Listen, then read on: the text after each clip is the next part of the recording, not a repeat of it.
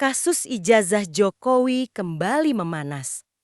Ketika kebenaran tak bisa dipaksakan oleh suara paling keras, tetapi harus dicari dengan hati yang jujur. Ketika kabar yang membingungkan beredar tentang asal-usul sebuah gelar dan keabsahannya. Beredar sebuah isu yang tak kunjung reda.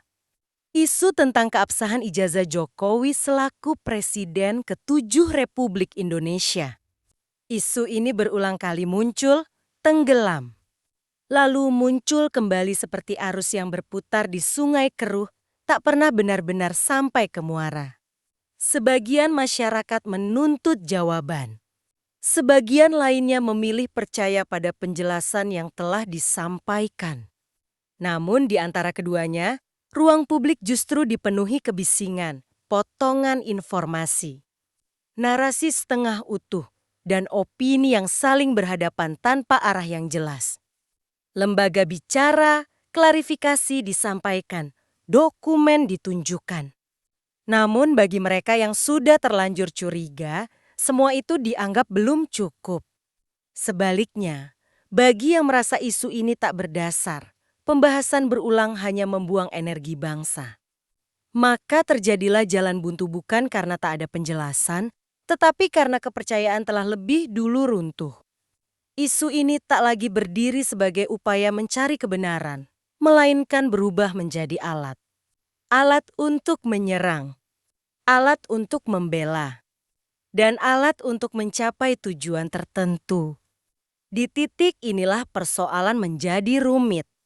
Ketika hukum tidak lagi dipercaya oleh semua pihak, dan ketika klarifikasi tidak lagi dianggap memadai. Maka kebenaran kehilangan tempat berpijak.